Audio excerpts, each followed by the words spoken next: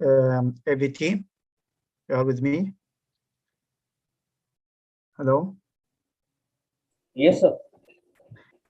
Yeah, there is some, I received message that so many people, they cannot join. I don't know why, the meeting. So it was previously they were not joined because of like registration only. Sorry? But before we have not started the webinar, that's why they are not joining. But now it is open for all. Okay, so just retry again so they can join, right? Yes, sir. Yes. Okay.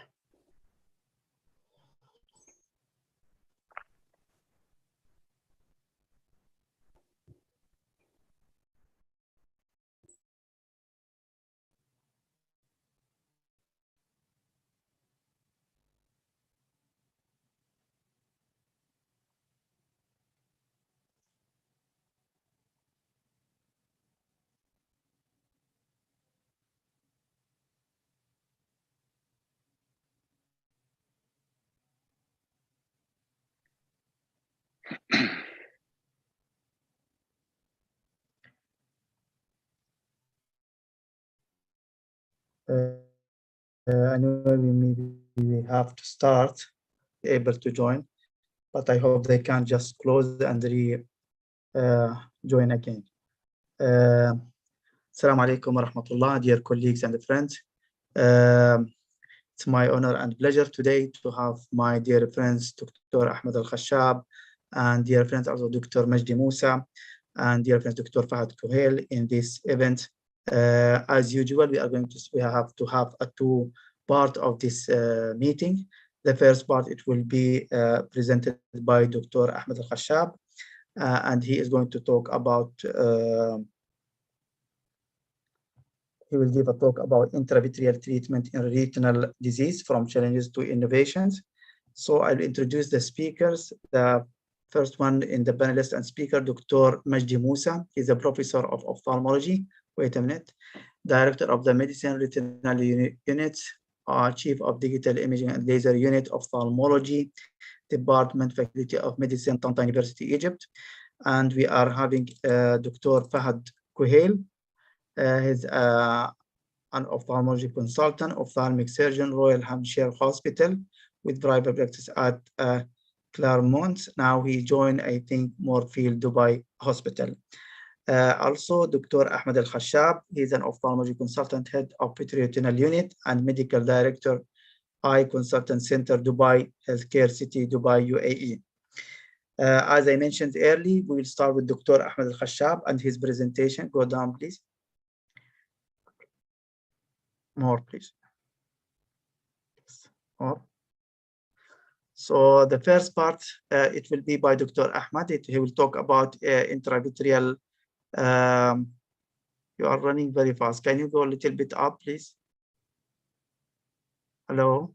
Little bit up. I want to see Dr. Ahmed presentation. Yes. More? Yeah. Intravitreal treatment in retinal disease from challenges to innovation. Then we will come to the episode 5 of Master Medical Retina from A to Z. And our speaker today, it's our honor to have Dr. Majdi Musa, as a well-known figure in medical retina and worldwide, and he will give a talk about central dystrophy. Then he will give some cases presentation with central dystrophies. Then we'll have a discussions and panel discussion at the end. So without any further ado, we want to welcome Dr. Ahmed Al-Khashab. And Dr. Ahmed, the mic with you, please. Assalamu alaikum, Dr. Mohammed. Thanks a lot for having me today. Actually, I have a great topic to discuss, and I will be Ahmed, sharing my screen. Mind, yeah, if you allow me, sorry, I want just to have 2 minutes for Hazar, if you don't mind. Yes, definitely. I forget that she will give only 2 minutes, Hazar, sorry. I didn't see you, you are not open the camera, please. That's why I forget. So Hazar, she will give us 2-minute introduction about Roche. Yeah, please. Apologies, Dr. Khashab. I promise I will not take long. So hello everyone, and thank you, Dr. Amri, for letting us be part of this educational program. Thank you very much to all our speakers, and specifically Dr. Khashab for being our speaker for today as well. My name is Hazar Asaf. I am the patient journey partner in Roche. What does a patient journey partner means? Meaning that I'm going to be the person in UAE who will be partnering with the healthcare stakeholders, doctors, patients, pharmacists, government, whoever I need to partner with in order to really identify the challenges that patients in AMD and DME are facing in UAE. And we try together to co-create solutions that will lead to better patient outcome. Roche is new in ophthalmology, yes. But if you don't mind, I'm gonna be presenting 2 slides just to take you through who is Roche. So maybe Roche might be new in ophthalmology, but actually it is a company who has been there for more than 125 years. We are, as Roche, the #1 R&D investor in healthcare. We have a lot of medications who have been already listed in the WHO Essential Medicine. We have more than 29 million people treated with our medications in 2020, and we are leaders in diagnostic and in pharma. Maybe you have heard about Genentech in US. So Genentech is a Roche company, and here ex-US, outside US, we are Roche. And we are stepping into ophthalmology, and we are stepping with a huge pipeline in ophthalmology. We're covering diseases like AMD, DME, diabetic retinopathy, RVO, and as well geographic atrophy. So Roche isn't new in ophthalmology, but they are here to stay. And the start of our journey in ophthalmology is gonna be with our new molecule, which is Falcimab. I will not be talking about Falcimab myself, but I will let you know that we're having trials in DME, AMD, and RVO. And I believe Dr. Khashab will be taking over this topic and will be discussing Falcimab and the data behind it even better. Thank you so much. Thank you, Hazar, for this introduction, but I want to just have one more comment, if you allow me, before I give the mic for Dr. Ahmed. Yes, Roche is new maybe in ophthalmology as approval medication, but I don't know if people know that Avastin is a Roche medication, but I know it's off-label, but used worldwide. And still, maybe in my opinion, I don't know, according to the number they are using everywhere, maybe the first consumption treatment in the treatment of diabetic macular edema and AMD worldwide, even if it's off label. But I want to highlight about this point. Also, I'd like to welcome dear friends Fahad Kuhel. He just joined us. Hi, good evening. Noor. Noor. I hope that you are in Dubai. Yes, I am, alhamdulillah. Thank you. Welcome. Okay. Welcome to Dubai, Doctor. Thank you ever so much. Welcome to UAE. Okay, so Dr. Ahmed, the mic with you, please. Sorry to interrupt you. No, on the contrary.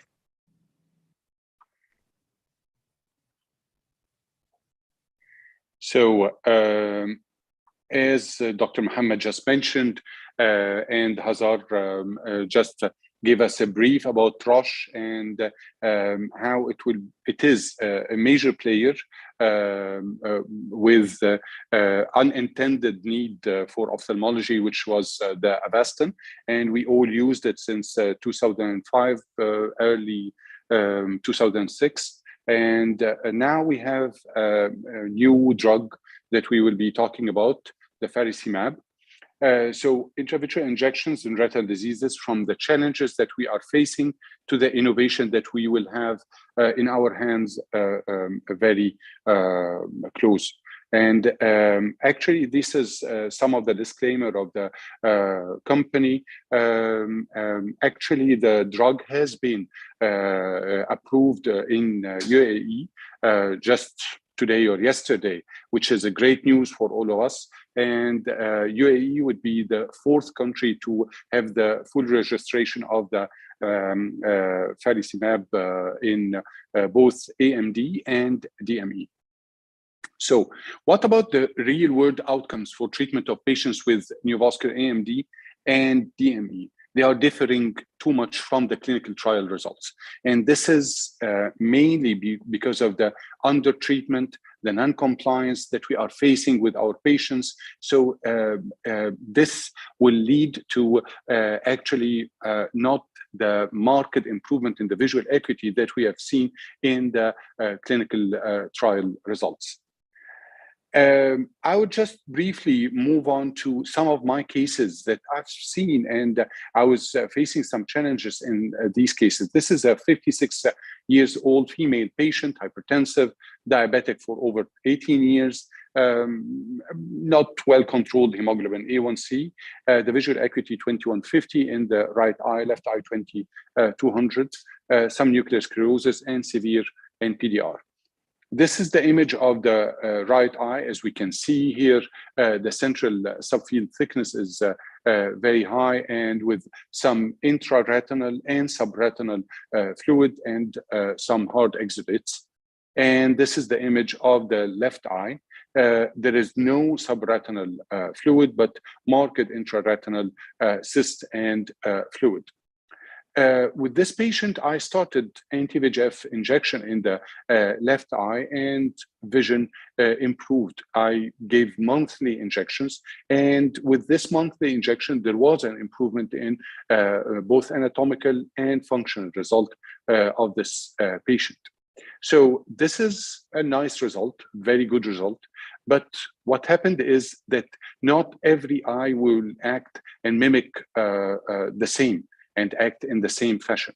This is the right eye, and you can see the subretinal fluid, and this is with the first injection, second injection, third injection. The subretinal fluid, yes, went away, but the intraretinal fluid and the intraretinal cyst are persistent. And this is the OCT angiography. That's why the patient is still maintaining markedly good vision. She's improving to 2100, 2070, but still she did not achieve the potential that she can achieve like in the left eye. Even after the fifth injection, I have seen that there is actually accumulation of fluid even more. So what to do next? I switched to dexamethasone implant and anticipating much improvement in the visual acuity and in the anatomical result, but some anatomical improvement, but still the cyst is there, the hard exit is there. And after about 2 or 3 months, the vision did not improve, and it persists as it is. So still we have a lot to face, and despite that we have very good drugs in our hand, but we still are facing challenges, and we need to tackle those challenges. This is another patient. Actually, he was discovered to have diabetes just 2 years back, and he had hyperlipidemia. The hemoglobin A1C was not controlled, and the visual acuity 2100 in the right eye, 2070 in the left eye, severe NPDR, and clear lens in both eyes. This is the image, hard exudates and encroaching on the fovea, some dot and blot hemorrhages, typical, but there is marked cystoid, marked diabetic macular edema with intra and subretinal fluid in both eyes, as you can see here, and some hard exudates encroaching on the fovea, even in the left eye. Repeated multiple injections for right and left eye. There is an improvement, but there is some persistence of the edema, as you can see here. And despite monthly injections, that's the maximum that we reached. And the central subfield thickness is 365. This patient is on monthly injections, which is after about 8 months, I think the patient is not improving, and he did not want to continue injections, despite that I started to increase, and I usually used the treat and extend, but he relapsed, and he needed more injections and more anti-VEGF blockade.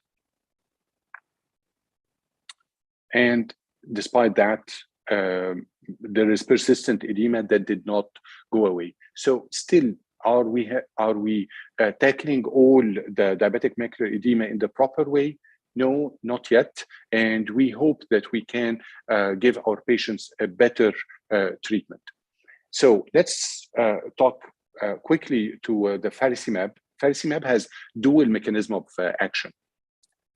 And this is very important because it does not only block the VEGF-A, but it also blocks the angiopoietin 2 tie. We can see in this slide the angiopoietin 1 tie signaling maintains the mature and stable vessels. It acts on the platelet, leukocytes, and pericyte to maintain the stability of the blood vessels. While on the other hand, the pathologic tissues, the angiopoietin 2 tie signaling leads to vessel destabilization and sensitization to the para-angiogenic actions of the VEGF-A. So by blocking not only the VEGF-A, by blocking as well the angiopoietin 2, by anti-angiopoietin 2 Fab, this stabilizes the vessels and reduces the vascular leakage and reduces inflammation, while the anti-VEGF-A reduces the vascular leakage and inhibits neovascularization. So this dual inhibition of both the VEGF A and the VEGF and angiopoietin 2 is very important. And we have as well a modified FC portion that reduces the systemic exposure and reduces the inflammatory potential. This multifunctional retinal and choroidal vascular diseases may require neutralization of more than just the VEGF pathway.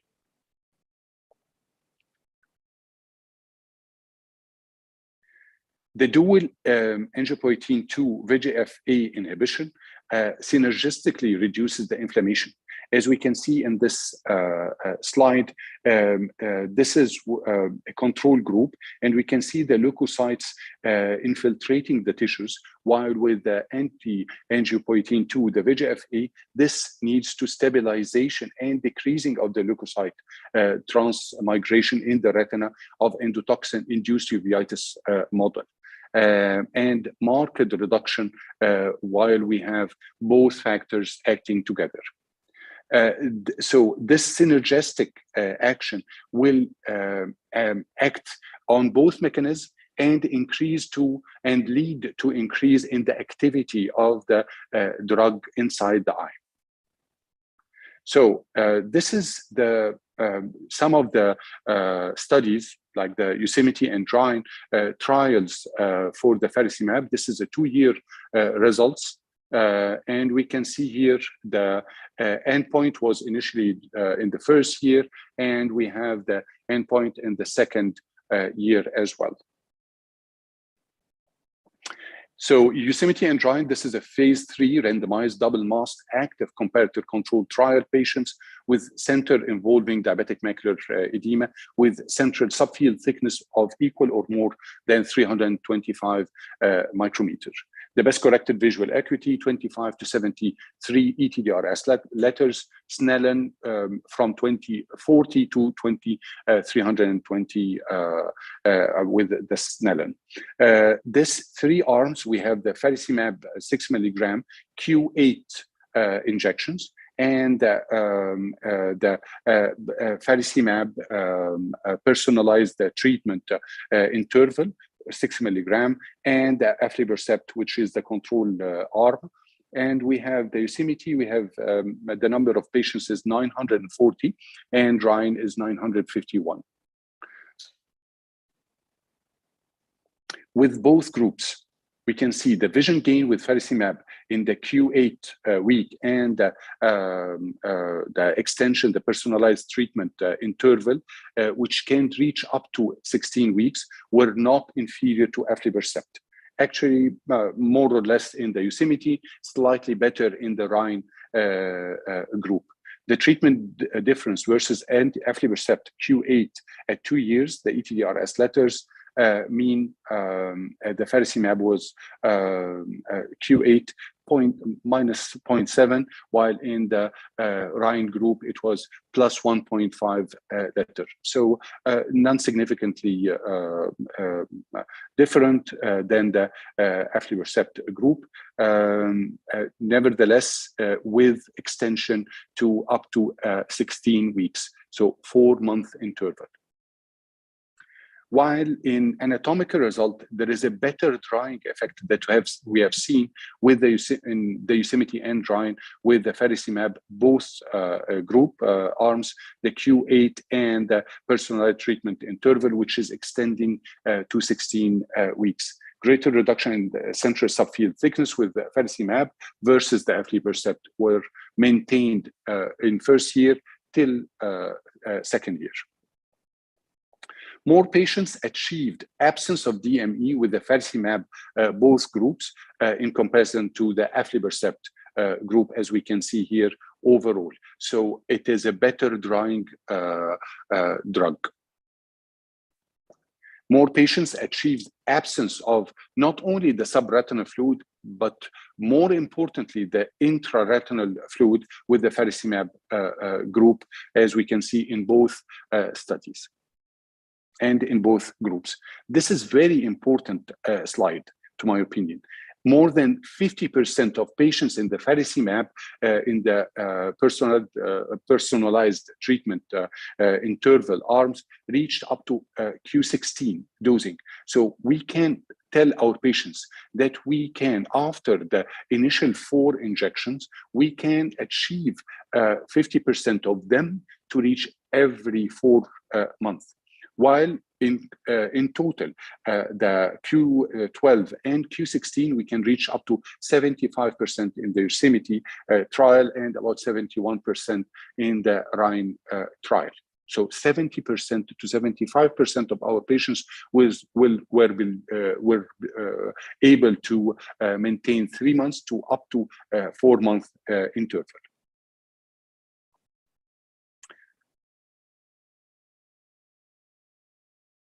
The proportion of patients who can achieve the 16 weeks increased not only to 50%, it actually increased to 60% in the second year and 65% in the Rhine study.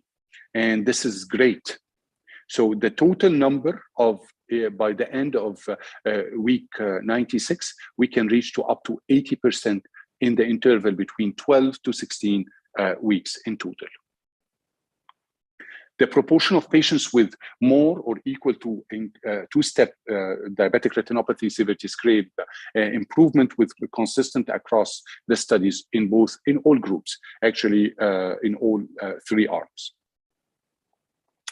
This is very important. So what about the safety of this new drug that we can embrace? The safety, it is well tolerated through the study end, and the level of safety, both systemic and ocular side effects, are very minimal. The adverse events all over are quite similar in between the 3 arm groups, about 2.5 to 2.9 in all 3 groups, with some of this non-ocular adverse events. What about the inflammation events through the study and were low and comparable across the treatment groups? The endophthalmitis events are 0.18, 0.1, 0.3. The retinal vasculitis, there is none all over the 3 arm groups. Occlusive retinal vasculitis, none. So this gives us reassurance about the safety of this drug.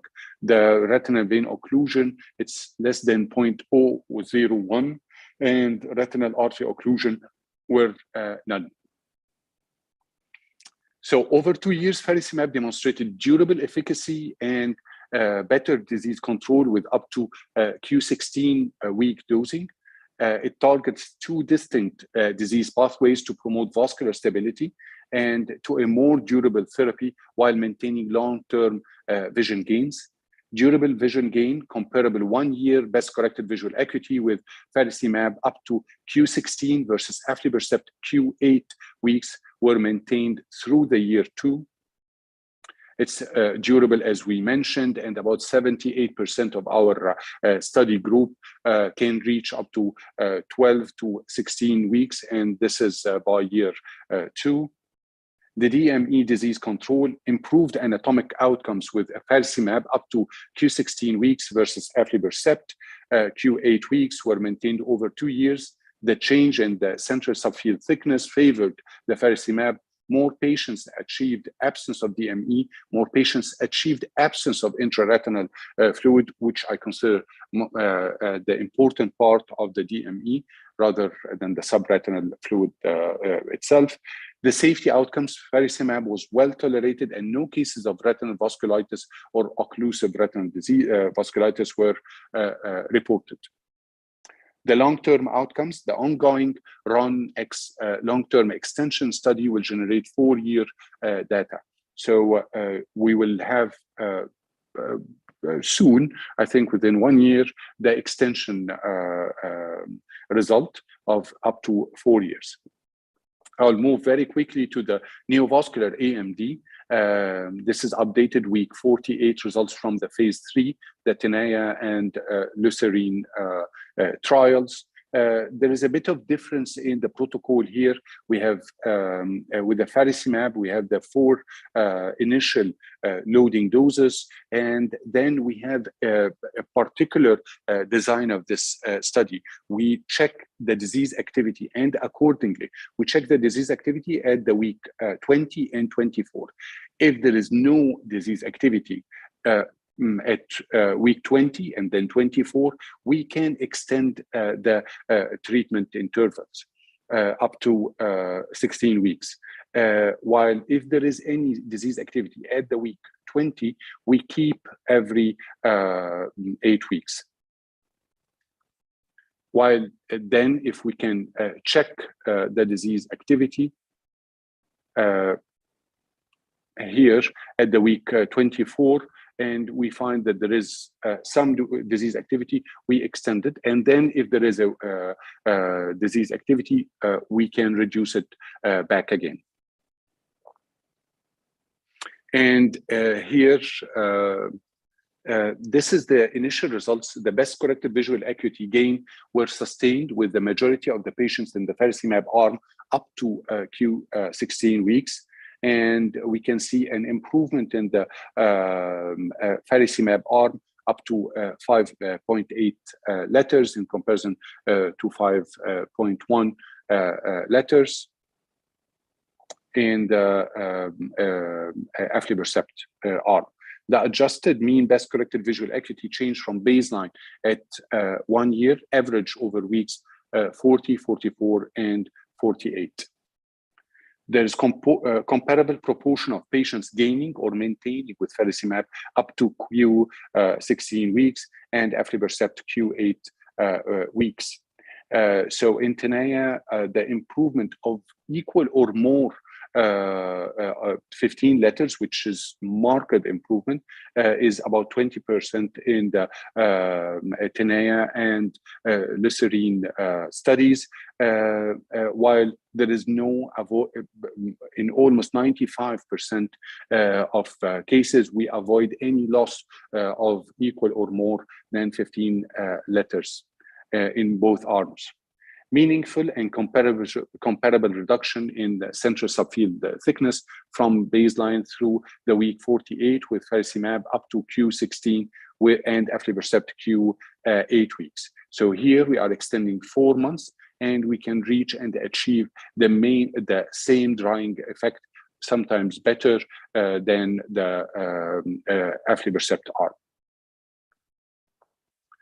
The durability with Falcimab, about 45% of patients on Q16 and 80% on equal or more than Q12. So we can maintain about 80%, 77 to 80% of our patients on 3 months up to 4 months dosing with Falcimab arm. Low rates of adverse events as well. We can demonstrate that the systemic and ocular side effects are minimal, and low rates of adverse events of intraocular inflammation, which is the most drastic and we all afraid of. Even the endophthalmitis was 0 all over the arms, except in one case in the aflibercept arm. The vitritis, all the occlusive events are negligible. The retinal artery embolism was none. Only one case was reported. Number of patients with retinal vasculitis was 0 all over the arms. So very high safety, which is reassuring to all of us that we are not going to use a drug that is very effective, but as well, it is very safe for our patients. So the pooled year 1 data from the Tenea and the Serene demonstrated durability, efficacy with Falcimab up to Q16. As we can see, up to 80% of our patients can maintain every 12 weeks to up to 16 weeks interval, and with very high safety, was well tolerated. No cases of vasculitis or occlusive retinitis were reported. Long-term outcomes, the Tenea and the Serene are 2-year studies. The ongoing long-term extension study will generate a 4-year long-term data. So in conclusion, in phase 3 trial, the Falcimab demonstrated durable efficacy through the disease control up to Q16 at year 1 and year 2. About 75% of our patients can maintain Q12 to Q16 in the DME treatment, and up to 80% in the AMD group. Falcimab was well tolerated with no cases of vasculitis or occlusive retinitis reported. Finally, actually, the NICE have just reported recommendation for all the ophthalmologists in UK to start using the Falcimab because of the extension of the 16 weeks, and just mentioning the safety, that there is no safety signals at all with the drug. And this, by this, I think I end my presentation. Thanks a lot. And if there's any questions. Thank you very much, Dr. Ahmed, for this excellent presentation. As usual, very concise and to the point. If there is any question from any other colleagues, Dr. Fahad, you are with us here. If you want to have any question to Dr. Ahmed about the new drugs that we are going to have it soon in UAE. No, I think it's really exciting. I hadn't realized that NICE had just approved it. I thought it was still in the project state. But certainly, you know, we were very excited when Beovu came onto the market. We thought finally we'd have a drug that could allow us to extend the treatment intervals. And then unfortunately, we were let down with the episodes of intraocular inflammation. So I'm really excited about this drug, Falcimab. I think in both DMO and AMD, you know, the results are pretty solid. And I think, you know, we will get that durability. But just, like with all these new drugs, though, I would just, you know, still use them in a cautious way, because it's only when we start using it in more and more patients that we then start seeing any kind of safety signals. But I think it's definitely exciting. Do you know what cost it's going to be in contrast to Lucentis or Aflibercept? I don't think they put a mark yet, but I don't think it will be a bit different than the other available drugs. One point just to highlight here to answer your question. Actually, the drug has been used, is in use actually in the States, and more than 350,000 cases have been reported till date with no safety signals at all. And because of the study came later than what we know already, it was empowered to see the safety signals. And I think Roche specifically stated that they will have this reading center to see if there is any cases, and they will maintain this in mind. And if there's any reports for any cases of inflammation or any occlusive conditions, it will be reported immediately and highlighted. So none till date, and so there is no safety signals at all with the drug. That's up to now. encouraging. But yeah, definitely, I agree with you. Any new drug, we do not know except when we see millions, but at least we are reassured that there is none till now or that we are aware of. Thank you, Fahd. Thank you, Ahmed. There is a question in my mind, Dr. Ahmed, Dr. Fahd, also to include both of you. When we are talking about management of DME and management of AMD, all the times we are thinking, what are the unmet needs? I mean, usually, what are the things that we are just still missing, and you feel the new drugs, they are going to help in at least narrowing that needs for any other drugs. So if we can just highlight the points, Fahad and Ahmed, about this one. So Ahmed, do you want to start or? No, go ahead. No, I mean, for me, the two needs is your insufficient risk. It's very important in diabetic macular edema. It's your insufficient responder, so where you're unable to get a full resolution of the anatomy, or the vision doesn't actually improve above 612. That's where I think these drugs will make a big difference. But also in those patients who are whose disease is well controlled on other anti-VEGF agents, but are needing frequent injections and are getting fatigued with the burden. I think these longer-acting agents are very, very helpful. It'll be interesting, in terms of the paradigm. We introduced something like Falcimab, where we may have considered a steroid initially, because the fact that you could give fewer injections and minimize some of the potential side effects that are associated with local steroid. As for AMD, we all have patients where, despite our best efforts, we're not getting good disease control or vision gain. I think it will be a game changer, or again, your frequent retreater. But I think as our confidence with Falcimab increases, and I will look up the statement Ahmed made, but if it is the fact that they have used it in so many eyes in the United States, that to me would be very, very encouraging. And I think, we'll be using Falcimab actually as in treatment-naive eyes and not as a second-line agent. But I'll be honest with you, in my current practice, it will probably be second-line still, but I'm confident with time and confidence move to first line, and that's fantastic. We're very grateful for these drug developments in Retina. Mohammed, I agree totally with Fahd about the unmet need, but the question that I wanted, or the issue that I wanted to highlight as well, that the real life is a bit different. Some of those patients are not compliant because they could not come every 2 months or every month because they still are responding to the drug and they are well maintained, but they cannot come. They will disappear. So if you allow those patients to have been treated every 4 months with certainty, which can reach up to 75%, that they will be controlled, I think this is great.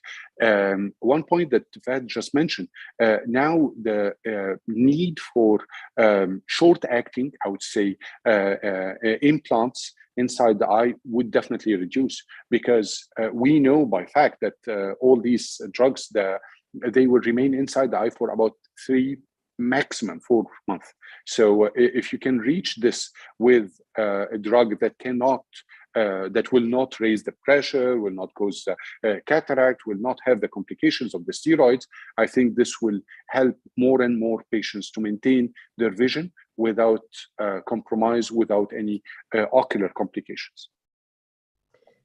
Thank you, Ahmed and Fahad. Just if you want to highlight many points, just I want in a very just one more point. And again, Yeah. it will be interesting to see what happens in the 4-year. Is to look at the retinopathy status, particularly in the DMO eyes.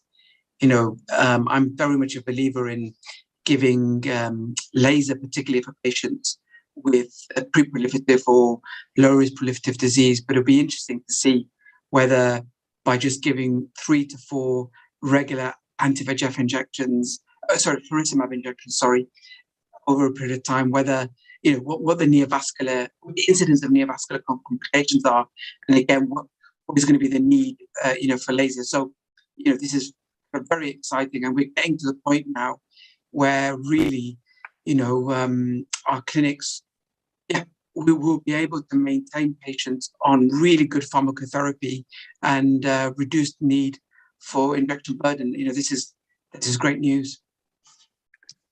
I agree totally with Thank Fahd. you, Fahad, And for this. Yes, if I can just mention yes, a quick point that I agree definitely with Fahd, that keeping those patients without the short intervals, I think would be great. And one point that I was really fascinated when I've seen the study maybe 3-4 years back, that the angiopoietin 2 and the time, because this means stability of the blood vessels in a better way. And we have a problem that we are we are seeing, and we do not have any help for that, ischemia and the drop, and that increases even with the time with the diabetic macular edema or AMD. So I hope that newer studies will show that this would help ischemia as well. This would be marvelous.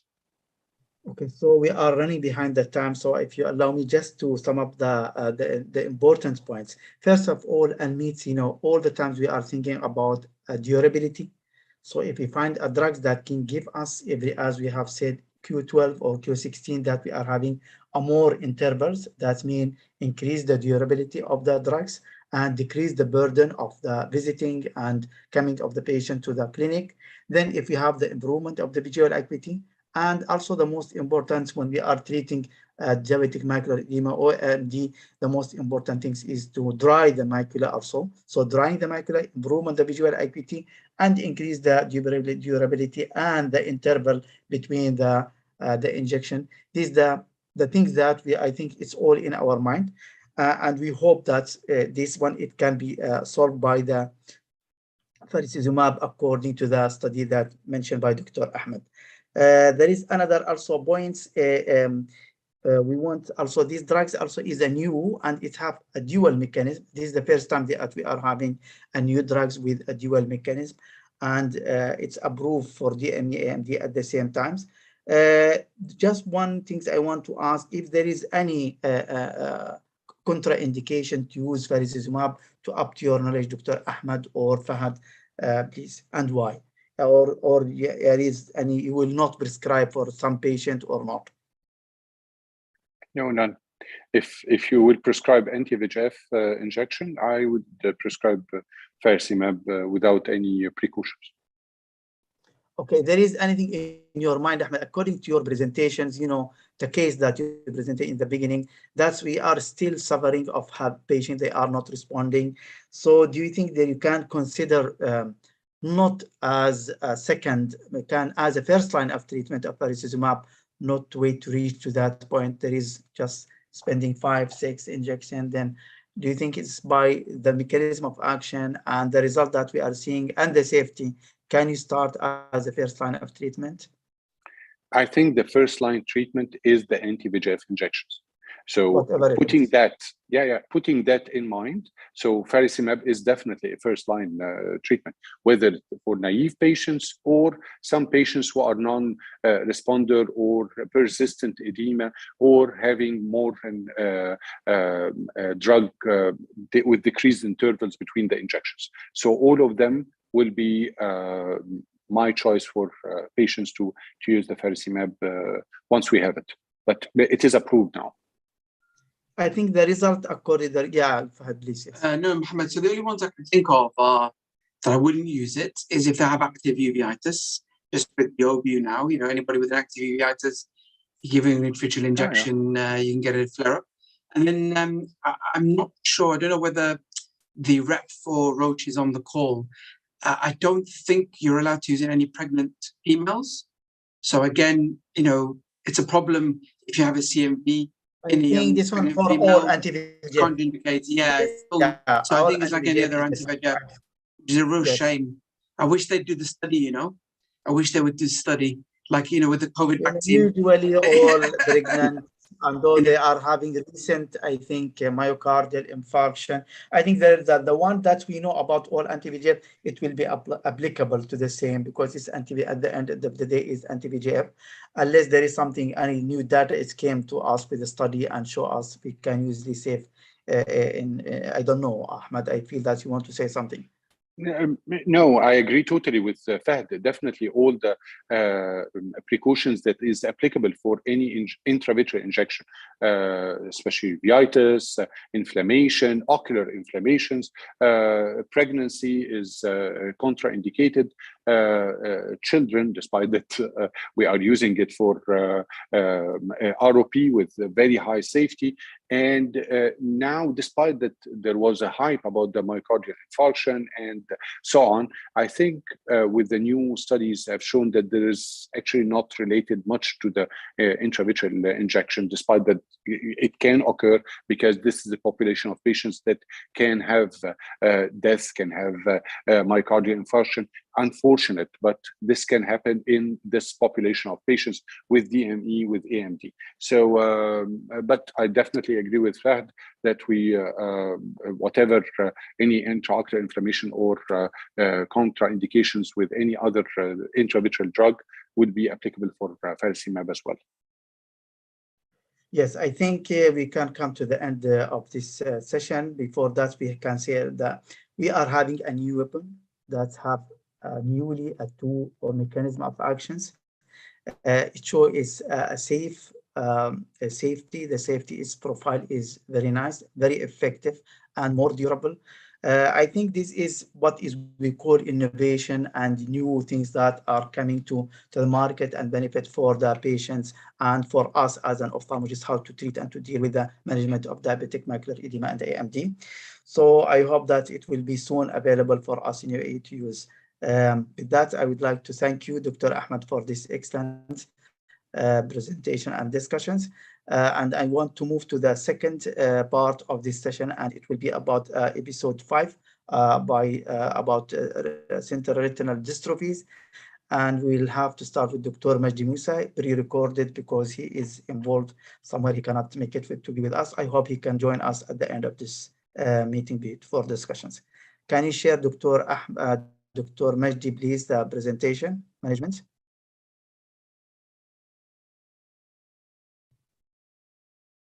Hello, management. Can you please share the screen of Dr. Majdi Musa presentation? Yes, I'm doing, sir.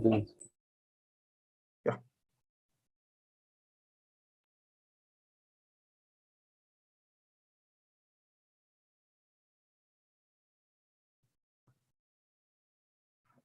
Hello, everyone. Allow me to thank Dr. Mohammed Al-Amri for the kind invitation to speak today. My presentation today is about hereditary macular dystrophies affecting the macular lesion. I'm Dr. Majdi Musa, Professor of Ophthalmology, Faculty of Medicine, Tanta University, Egypt. What are the chorioretinal dystrophies? They are generalized hereditary disorders, vary in different groups in terms of ophthalmological pictures, phenotyping variability, wide range of genetic mutation, which lead to relatively similar subjective complaints. Let's start by the best vitelliform macular dystrophy, one of the most common macular dystrophy we encounter in daily practice. It's an autosomal dominant disease, appears in early childhood, even at early stage, 3 or 4, 5 years old, we can discover it. It's caused by mutation in the BEST gene, which code for bestrophin protein. The age at which symptoms begin and loss of vision vary widely. Some patients present in a very early stage, some patients present in the teen age, some patients present later, and it typically presents by bilateral yellowish vitelliform lesion in the center of the macula, as the picture on the right side. What are the diagnostic tests for the BEST disease? We can use all the imaging modalities like fundus, fluorescein angiography, OCT, OCTA, fundus autofluorescence. We can do electrophysiology like EOG with increased Arden ratio. In the early stage, we look at the fundus of the patient, which are usually little children. We find the egg yolk appearance, which is a yellowish vitelliform lesion in the center of the macula, and sometimes the patient is not complaining at all. Later on, there is a vitelliruptive stage where changes occur and mottling at the retinal pigment epithelium, and still part of the vitelliform lesion is still seen on fundus picture. Fluorescein angiography in BEST disease can delineate the lesion, and also it can delineate the complication which happens commonly as CNV, as we can see in the left side here, with a subretinal hemorrhage, and CNV is developed in the left eye. We can also detect the atrophic stage, which is an end stage with scarring in the macular area, as we can see in this 18 years old boy. So the stages of the BEST disease can be delineated as a first, no changes at the macula, which is a very early stage. Sometimes we detect subtle changes, but we cannot detect it even with OCT. Then the early vitelliform, we can see the hyperreflective material under the fovea, and then the vitelliform lesion with a serous detachment-like space, we call it empty space, and then the scrambled appearance with destruction of the outer retinal layers, then the complete atrophy of the outer retinal layers. Also, BEST disease complicated by CNV, as I said, is not uncommon and can be complicated bilaterally, as we can see in fluorescein angiography in this case. So we have to anticipate and follow up these patients. Also, OCTA is a very diagnostic tool when we want to detect CNV as early or in mid stages. Let's move to the second type of macular dystrophy, which is a cone dystrophy. Cone dystrophy is a hereditary macular dystrophy where isolated cone function is affected primarily. The early disease may present with a normal clinical examination, and sometimes subtle changes or mottling of the retinal pigment epithelium can be detected, which is not correlated with the visual complaint. The clinical appearance can vary, but a central bull's eye type of maculopathy is the most common type, as we can see here in fluorescein angiography, and we'll go that in details in a few slides later. Symptoms include at the early beginning loss of visual acuity or diminution of vision, defective color vision, which is very characteristic, and hemeralopia. Let's look at the fluorescein angiography. This is the typical fluorescein angiography in cone dystrophy, which is a bull's eye maculopathy.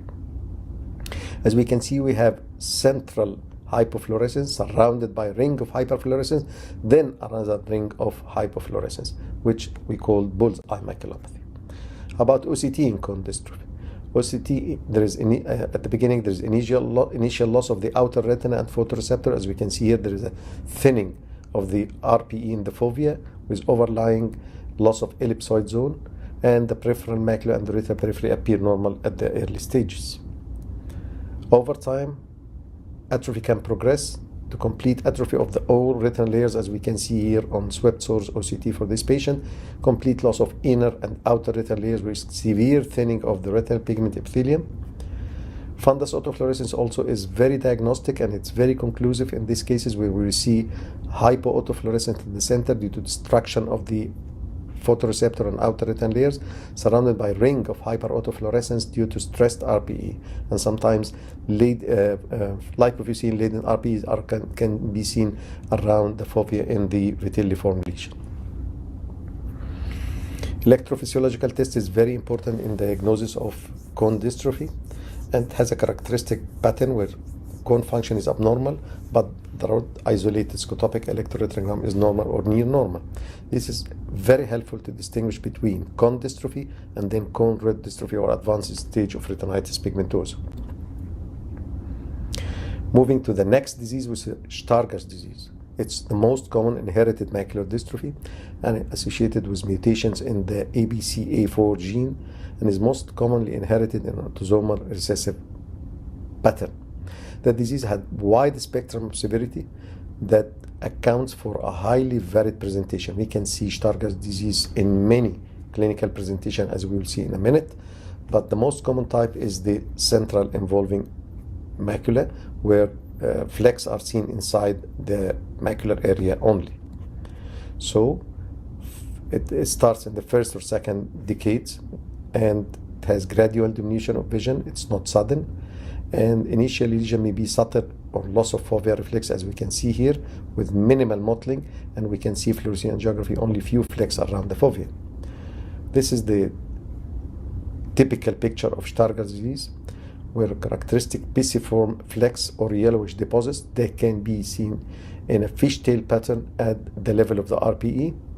These deposits collect at the posterior pole, usually within the macula, but can be outside the macula and in the peripapillary area. Some cases may show severe macular atrophy as a prominent feature at the first presentation. Fundus flavimaculatus or Stargardt disease are the end of the spectrum. Flecks are scattered all over the fundus, which is characteristic in fundus flavimaculatus. However, in Stargardt disease, flecks confined to the posterior pole with macular atrophy. Autosomal recessive, but some families shows autosomal dominant form. This is fluorescein angiography, the typical pattern of Stargardt disease. Multiple irregular hyperfluorescent spots. Some of them are fishtails, as we can see. Not exactly corresponding to the flecks. They are more than we can see by the clinical examination. So fluorescein angiography showed the wide distribution of the flecks all over the fundus. But also can show characteristic silent choroid, which is present at the mid-periphery, as we can see in the picture here, at the periphery nasal to the disc, where we can see hypofluorescence nasally due to massive lipofuscin deposition at the level of the outer retina.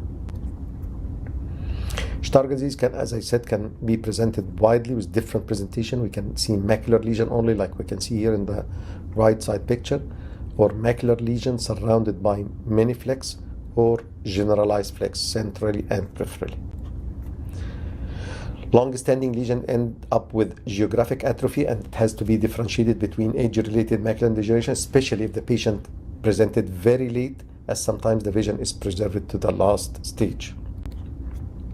OCT is characteristic in Stargardt disease, or outer retinal atrophy, and it may be foveal or parafoveal.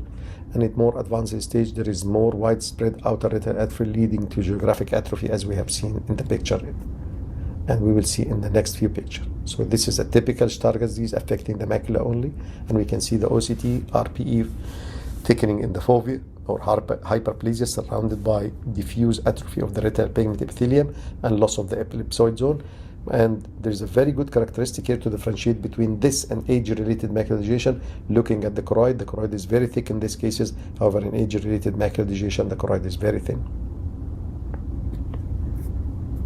There's another line scan showing complete loss of the outer retinal layers and thinning of the inner retinal layers.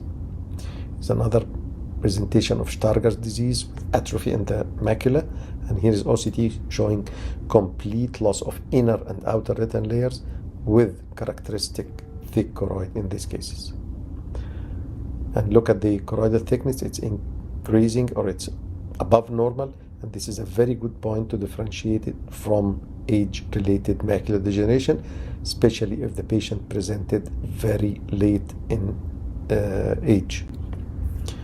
Fundus autofluorescence also is very diagnostic in Stargardt disease, and we can see the abnormal deposits in the central area. We can see the severe hypoautofluorescence when it ends up with geographic atrophy, and the only characteristic thing is the peripapillary sparing. There is no changes in the peripapillary area, there is no flex, and we can see here in the picture One of them is advanced with geographic atrophy on the right side. On the left side, at the early stage, where we can see mottling or hypo and hyperautofluorescence, delineating that some of the RPE is gone and some of the RPE is still stressed with full of lipofuscin. Let's move to another type of macular dystrophy, which is a Bietti corneoretinal crystalline dystrophy. This is a rare entity and it's an inherited disorder, usually autosomal recessive, characterized by numerous glistening yellow crystalline deposits. It is distributed throughout the fundus and in some cases in the superficial cornea near the limbus as well. That's why they call it Bietti corneoretinal dystrophy. The crystals may be also present at the retinal mid-periphery if we examine up to the periphery. Patient may not develop symptoms because the macula is spared and until they are in the adulthood, and when progressive visual loss and nyctalopia occur in association with geographic areas of RPE and choriocapillaris atrophy beginning at the posterior pole. So sometimes the patient is not complaining and the crystals is discovered accidentally while fundus examination.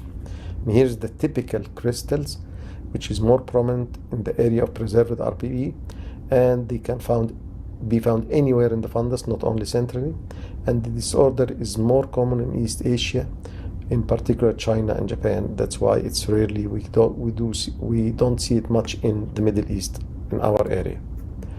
Fluorescein angiography is striking because it shows more than the color or the fundus picture or the clinical examination show. We have a striking picture of mottling of the retinal pigment epithelium with large area of atrophic RPE can be distinguished by fluorescein angiography, and we can see the crystals which are stained in the late stages. But again, fluorescein angiography shows much affection of the RPE than by fundus examination and clinical examination. Moving to the next or the last type of retinal dystrophy or macular dystrophy we are going to speak about, which is an X-linked juvenile retinoschisis. Why we call it X-linked? Because it's related to the sex. It's X-linked juvenile retinoschisis, the most common type of child-onset retinal degeneration in males. That's why it's X-linked, and it's caused by mutation in the RS1 gene. There is almost always schisis in the fovea. We have to look at the fovea carefully, and we will find splitting of the retinal layers of the fovea, and it's by microscopy is very important to distinguish this type of macular dystrophy.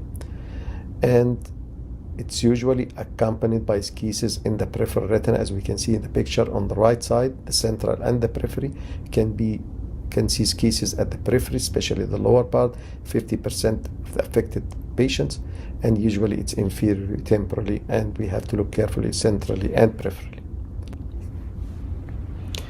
They call it congenital X-linked retinoschisis or juvenile X-linked retinoschisis, start in the age of 5 to 10 years, but may present in infancy and with nystagmus and strabismus. So once you find a child with nystagmus or strabismus, you have to examine the fundus to exclude X-linked retinoschisis. It's bilateral and is most common juvenile macular degeneration in male. As we can see the picture on the right side, we can see the sheen reflex at the level of the elevation around the macula. This is the area where the retina is markedly elevated, and then sharp edge of flattening of the retina, and we can see the spokes in the fovea, which is the typical of juvenile retinoschisis. Radial spokes around the fovea, which looks like cystoid macular edema, but it is not. It is expression of aberrant retinoskin protein. This is the cause of X-linked juvenile retinoschisis. This protein has an important role in function and structural integrity of the retina. There is defect in the molar cells which cause adherence of the retinal layers, and that's why splitting of the retinal layers start in a very early stage. In ERG, it's diagnostic by reduced P wave amplitude. Let's go to the characteristic picture of juvenile retinoschisis. The hallmark of the disease is splitting or schisis of the retinal layers, especially in the fovea, and the foveal schisis leads to characteristic clinical appearance, as we can see on the right side, similar to cystoid macular edema with the radial spoke. So it looks like a cystoid edema with radial spokes, but it is not actually an edema because there is no vascular insult in these cases. There is integrity of the vasculature on the retina, and it looks like splitting of the retinal layers, which give the sheen reflex in the foveal area. Foveal schisis can show tiny cystoid spaces or bicycle wheel pattern, as we can see on the picture on the right side. And we will see fluorescein angiography shows minimal changes in the form of faintly stained tiny cystic perifoveal lesions, and it can distinguish this condition from cystoid macular edema, as we can see here. Very tiny cystic changes in the parafoveal area, and that's why we don't see it much by fluorescein. By OCTA can distinguish this, because most of this changes happens at the level of the deep plexus. As I said, fluorescein angiography can distinguish the condition from cystoid macular edema. It looks like elevated retina, severely elevated macula, but there is no leakage from the perifoveal capillaries. It's only splitting of the outer retinal layers, with sometimes they are accompanied by dilatation of the deep capillary plexus. This is the typical OCT picture, where splitting can occur through any retinal layers, but the most common splitting occurs at the outer plexiform layers, as we can see here. Here's another picture showing splitting of the outer and inner retinal layers, and it's very characteristic of juvenile retinoschisis. And again, fluorescein angiography combined with OCT is very important in distinguishing juvenile retinoschisis from cystoid macular edema, which can happen due to any cause in this age. Another picture of the left eye of the same patient showing retinoschisis with even serous detachment in the macula, and we can see here the schisis in the inner and outer retinal layers with even cystic changes, which looks like cystoid macular edema, but it is a degenerative cyst, and there is no corresponding leakage in the fluorescein angiography. So there is no need to inject this patient, because anti-VEGF is not going to work in this, and we have a lot of misdiagnoses in these cases and have been injected for a long time with hazard of injection without any benefit in these cases. However, there is no, as I said, there is no specific treatment of the disease, but when complications happen, as more and more splitting, some of these patients may develop macular hole. Here is a patient with juvenile retinoschisis who developed a macular hole, and sometimes surgery is indicated when the macular hole is full thickness, like this one, and the visual prognosis is very poor, because whatever you do, there is long-standing schisis with loss of outer retinal layers, so the visual prognosis is not that good, but we shouldn't wait till the total retinal detachment happens in these cases. Foveal schisis also can be complicated with CNV, like this case, so intravitreal anti-VEGF is justified in these cases, and it's indicated, and we can inject these patients only when they develop choroidal neovascular membrane to regain the lost vision, though the visual prognosis is not that good, because even if the membrane respond, the central affection of the photoreceptor is still there, and the patient might regain some lost vision, but again, the visual prognosis is not that good. And as I said, injection might end up with a drying of the macula, but still we lost the ellipsoid zone or the photoreceptor layer. So, to sum up, hereditary macular dystrophies had a variable presentation, as we have seen, and clinical examination plus multimodal imaging are very important in differential diagnosis, especially when we are going to treat the patient. There is no specific therapy for these macular dystrophies up till now, but future gene therapy is promising. Only treatment of these cases is required when complicated, as we have seen by CNV or macular hole formation. Otherwise, follow-up of this patient till complications happen, assuring the patient and looking for the future for further gene therapy development to stop the progression of these diseases. Thank you so much for your listening. On behalf of all of you, I'd like to thank Dr. Majdi for this pre-recorded presentation, because he is not able to join us because he is involved in another meetings in Saudi Arabia for the retinal meeting. Anyway, thanks for his presentation. As well, Dr. Majdi is giving a very interesting, even if the material or the disease itself is, let's say, very difficult or it should be only an information, but he give it in a way that make the one who is listening to him, concentrate and follow him nicely. We have also Dr. Fahad here. Also, he's a well-known also figure in medical retina. Also, if you have any comment or to give any sum up of the central retinal dystrophies. No, I just wanted to say it was an excellent talk. I think you really covered all the points. Just to label the point, fluorescein angiography, very helpful when you're trying to detect differential between macular schisis and macular edema. So if you have a patient where you got cystic change, you're not sure whether this is schisis or macular edema, do a fluorescein angiography. And although this is a rapidly developing area, and there are currently gene therapy trials, I think in Stargardt, I think in X-linked retinal schisis, we still haven't got any results yet. So at the moment, the main aim of treatment is the diagnosis, because it helps the patient to understand why they're having the problem. Then you can counsel them on the mode of inheritance, which other family members are affected. Because you have a diagnosis, you're able to then give them a much more clearer or more precise prognosis. But don't forget to support these patients with magnifying aids, good lighting, in order to make the best use of their eyes. They've still got reasonable levels of vision, so they're not, they're not blind. They just need you to help them and support them and guide them in how to best use their vision. How best to use their eyes through magnification and good lighting.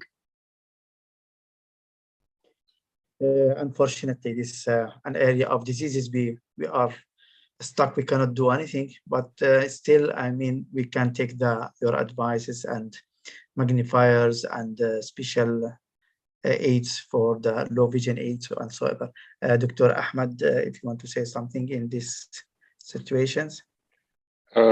No, excellent presentation actually by Dr. Magdi. He summed up the most of the most common dystrophies that we have seen, and I think it was great. I have just recently seen a patient with excellent retinal schisis. He's working as a computer engineer, and he's still working, functioning well. Yes. His vision is 20/400 in one eye and 21/50 in the left eye, and he can see, he can read, he can do whatever. Yes, with a bigger magnification, but with even this large areas of schisis, he can manage. So do not anticipate that those patients are blind; they are functioning. And low vision aids makes a lot of a difference for those patients. I have a comment from Dr. Ashraf Awaja. He is saying there is a treatment of pure schisis, cetirizumab tabs or drops, and how long duration treatment? No, thank you for reminding me. Yeah, I've forgotten. Affect vision. I don't give Dimox, but I do try Azopt and see if that works. Now, what you got to realize, that is anecdotal. I have no clinical evidence to support that by restoring or reducing the cystic change that I'm doing anything to preserve vision.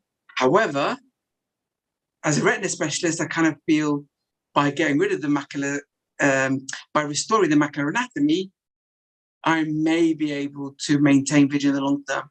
But I don't have the study to prove that, and I don't think we'll ever know the answer. But I do use it, just because of my understanding of macular edema distortion of macular anatomy in other retinal disease.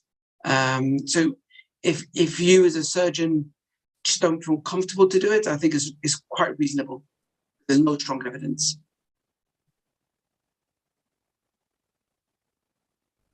Okay, before I move, I have one question, I think. I will ask the management to please to upload even the previous episode link, so that all the people they attend, they can get their certificate of attendance. So many questions they are coming, but I can see that they upload of this episode several times. Please, it is there in chat. If someone can download his certificate of attendance. There is one question, Ahmed, for regarding the faricimab. Is there any study comparing faricimab and pralicizumab, up to your knowledge? Not that I'm aware of. I don't think that they are I think they having are this most of comparison. them. I'm not sure yet. The phase 3 studies are those that we presented, Yosemite and Rhine and Lucerne, but none that I know of comparison with BioView. I agree. I'm not aware of any. Yeah.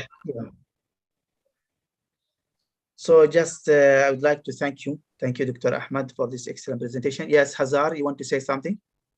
Yes, so I want to second Dr. Khashab as well. The only trials that we have are the trial against aflibercept. The real world evidence maybe will be showing us the effectiveness in real life against all the other molecules that are used. So let's wait and see. So there is no comparison, no study to compare any other drugs except aflibercept. Okay, great. Thank you, Hazar. So I want to tell all our participants that they can get their certificates, and please don't move or don't close your sessions before you get, and please the management don't close before all the attendants leave. So after that, I received many messages they are not capable to get their certificate. Thank you, Ahmed, for this excellent presentation. Thanks for Dr. Majid for his presentation. Thanks, Fahd, for all the times your support and your input. Valuable input in both and second one. I'd like to thank also Roche for sponsoring this event, and thanks for all participants, and have a nice night or good night for all of you. Bye-bye. See you soon, inshallah. Thanks a lot, Mohammed. Thank you very much. Thank you a lot, everyone. Thank you, doctor. Thank you, Mohammed. في أمان الله. نشوفك على خير إن شاء الله بعد أسبوع فهد إن شاء الله. I'm still in Georgia, so if I want to pray for you, I'm here. Okay, I'm ready. enjoy, Dr. Amri. Bye-bye. Enjoy Georgia, Mohammed. It's a lovely country. Very beautiful, really unbelievable. Everywhere is green. Thank you very much. So have a nice day and good night, please, everyone. Bye You bye. too. Good night. Good night. Good night. Bye bye. Bye bye.